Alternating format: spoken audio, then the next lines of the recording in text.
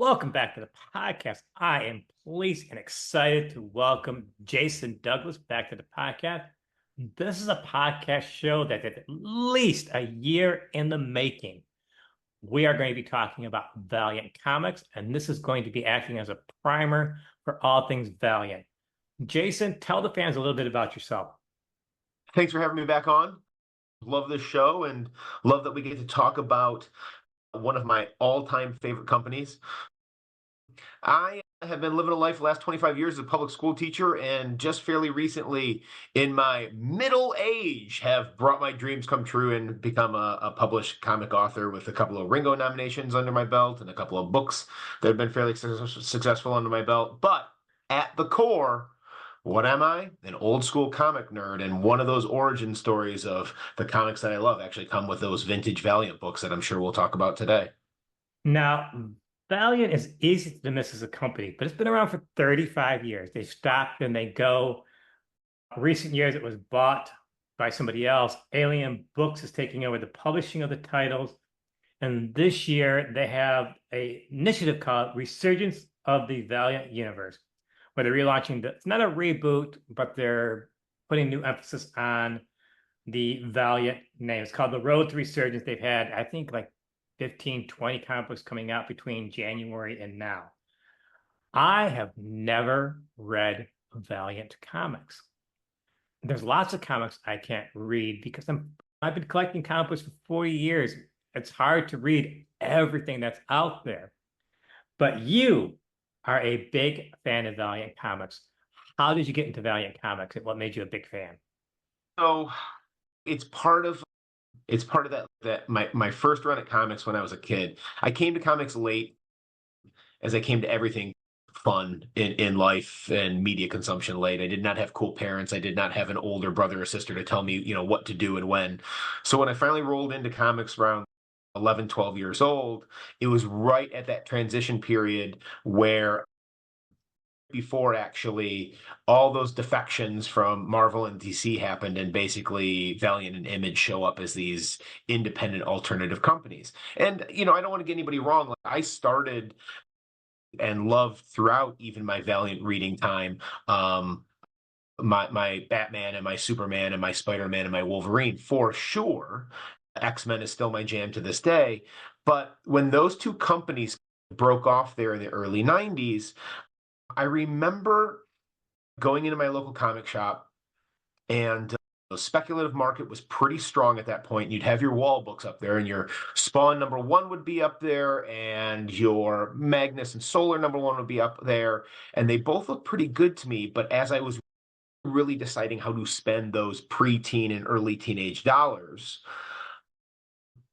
when I flipped through the books, and contrary to I think a trend at the time, something about those Valiant books appealed to me over those Image books.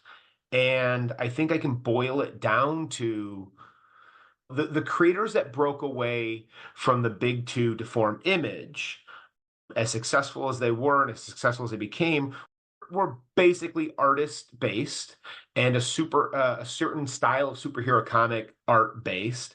And I think I'm not saying anything too controversial in saying that sometimes those books were a little bit lacking in story. And if you look at the group of creators who broke away from the big two to form Valiant, the art was a little more realistic and the stories were definitely a bit more realistic, and the interwoven universe, the shared universe, was small enough that it really worked. And that sung to me at 12, at 13, at 14 years old. And eventually what it was, like, my local comic shop pull list was every single Valiant title every single week.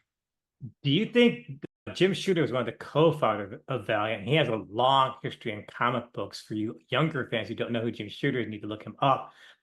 How much do you think Jim Shooter's success of Valiant is tied to him? I think a lot at the beginning, especially getting it off the ground, but he was actually not there very long.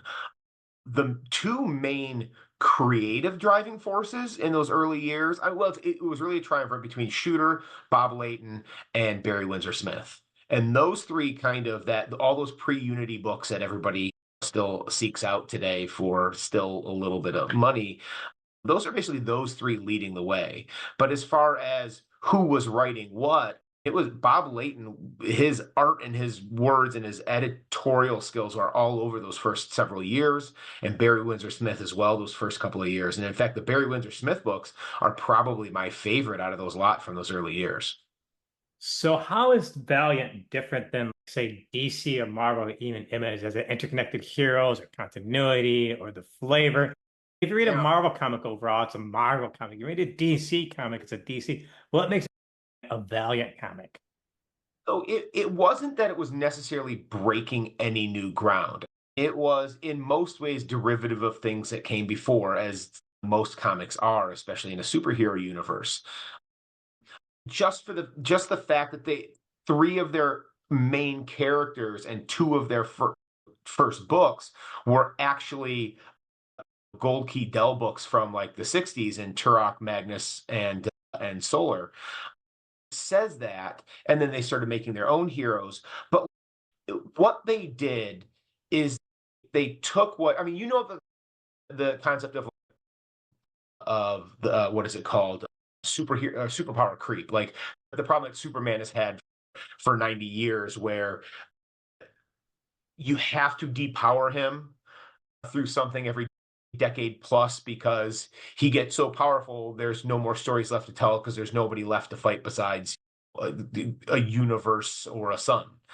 And Marvel and DC both, but especially Marvel with the interconnected universe, had grown so unwieldy by that point with so many characters, so many things that it became pretty hairy and hard to tell an interconnected universe story. An advantage that Valiant had, especially in those early days, was a smaller universe to interconnect with the quality art, slightly more realistic, and with the quality storytelling behind that. It allowed you to enjoy what you found appealing about that interconnected universe, right? With superheroes relating to each other, even across multiple timelines and realities and things like that, but at a manageable scale, especially early on. And that was really cool because even in the 80s and definitely in the 90s and even up till today, anybody who goes in there and follows anything knows that it is almost attention span, pocketbook, and just logistically impossible to follow everything in Marvel and DC, much less a crossover, much less whatever, because it's just so much.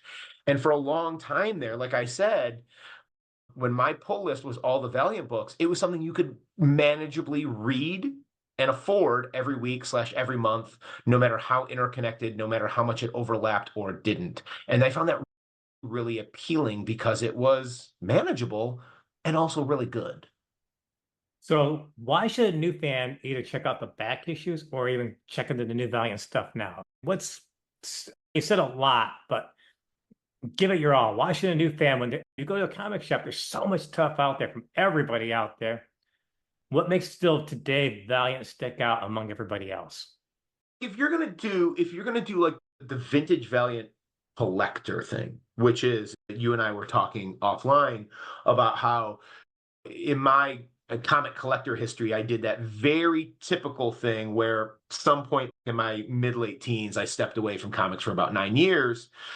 And when I got back into as a comic person, I have been as a reader collector, I'm split down the middle, right? I'm like half that give me my keys, give me my runs, and the other half is just like following my favorite stories, my favorite characters, my favorite creators, which is now split into thirds because as a creator myself. But as somebody, if you're going to go out and collect, the vintage Valiant has a couple of advantages. It's got all those things that you love about your, I don't even know what we call that age now, about that 80s and 90s Marvel and DC stuff. Like they were really good at their wraparound chromium covers and their rare gold embossed variants and things like that. But honestly, if you look at it, it's about a 6 year run and of the company. And if you went out and did what I did, which was collect every single vintage Valiant comic ever printed. That was one of my first missions when I got back into the hobby. Still less issues than if you just tried to read every issue of related to Spider-Man from 1962 to now. So it's something though, even though it's a lot, it's still much more manageable than just about anything else. Okay. Plus, it's got all those appealing things. So, I mean, I love it from that aspect of all the things that I mentioned before. And then from a big collecting project, but it's still manageable. I think that really sings to me and is appealing for anybody wanting to collect. The cool thing is, in the different iterations since it collapsed in like about 96 after Acclaim bought it and it kind of fell off the face of the earth for a while, there's been a couple of different relaunch tries. There's a little dark horse thing with some of the prior owned stuff, the Turok and Magnus stuff. There was, of course, the big Valiant push from last decade. And then the new thing that you just talked about, it's a sweeping and ingrained enough universe to be able to sustain a relaunch like is going on right now. But like I said before, it's also not so expansive and so much that you couldn't start at the ground floor right now. Perfect example is some of the stuff that I've read. I was looking just last night at the very first issue of Eternal Warriors, which is a pluralized version of one of my favorite books from back in the day. There's my Eternal Warrior #1 gold. Some stuff just jumped off the page for me. #1, written by Fred Van Lente, who is a near and dear creator of my heart. That was the dude who literally, when I wrote my first comic script, I found his template online, and he's the guy who like showed me how to physically structure a comic script. So I was right on board right there. And then, are you ready for this? On page 3 of issue 1 of Eternal Warriors, we drop in references to one of the all-time great 90s iconic Westerns, Tombstone. How ironic is this? I'm literally wearing the shirt today Very as we cool. interview. And there's like historical references in this first issue because they go back in time to Tombstone, and there's even references to the movie, and they're talking about Val Kilmer as Doc Holliday. So I was like on board right away. But what I am noticing from this relaunch is that delicate line that I don't think is easy to do creatively, which is the art and the storytelling are connected and pay homage to everything that came before without alienating new readers. And I think that's one of the hardest things to do as your universe expands. Especially for a universe or a company that's 35 years old. Right. I was doing some research before, and while we were talking, I also did some additional research. All the old Valiant is available to borrow via Hoopla for free. All the old Valiant is also chopped up and is available to read on Kindle if you have Kindle Unlimited or Comixology Unlimited. So that's a perfect way to sample the Valiant universe. Now, I know a lot of older fans and some fans are like, I don't read digital. Well, this is a prime example of why you should read digital. Not just Valiant, but other comic books to give you an opportunity of everything that Valiant put out before this recent redo is available to read, basically for free. Go there, check it out. If you like it, now you know a good comic book to go instead of going there to a comic shop and forking out $5, $6, $7, $10 for a comic book. That's what these digital apps allow you to do, especially Hoopla. Hoopla does a lot of every month, puts out a lot of comic books as they come out. Check those things out, people. Hoopla's a great thing. Jason, I'm going to throw some names out to you, and you're going to tell me what they are. Let's start as who's Bloodshot? Who's Bloodshot? Okay, so Bloodshot, your listening, watching audience will know that Bloodshot is really a jump out star that comes out. If you're a vintage Valiant person like me, he's not one of those original core characters, but spins out of one of those original core characters, Rye, and has the same kind of premise physically and power-wise as that character does. But he's the kind of breakout star that there was a movie a handful of years ago, and he's Oh God, did I bring any blood? I didn't bring any Bloodshot with me to show on screen to show off my favorite books. But like he's probably one of the more popular heroes in the Valiant universe, even back in the 90s to some extent, but definitely in the relaunches since then, for sure. How about Faith? Okay.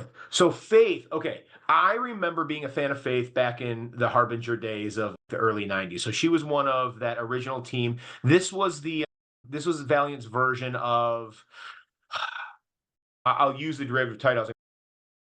This was their X-Men team, this was their Teen Titans team. This was the group of teenagers like getting away from a corporation, a superhero type corporation that was oppressing them, going off on their own. It was their road trip book, it was their teen team book.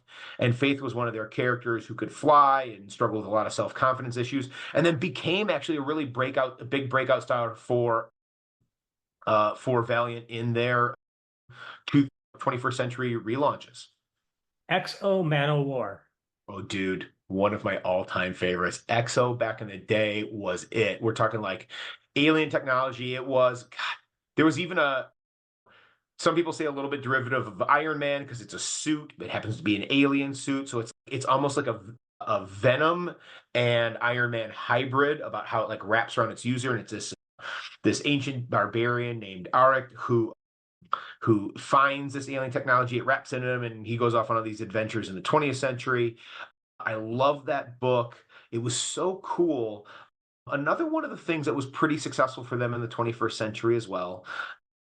Yeah, I love XO for sure. Oh, even to show you the kind of connection to Iron Man, there was even this two-issue terrible Iron Man crossover in like the mid 90s that for completists, it's needed. For everybody else, you can definitely avoid it. It is not a great story and very weird.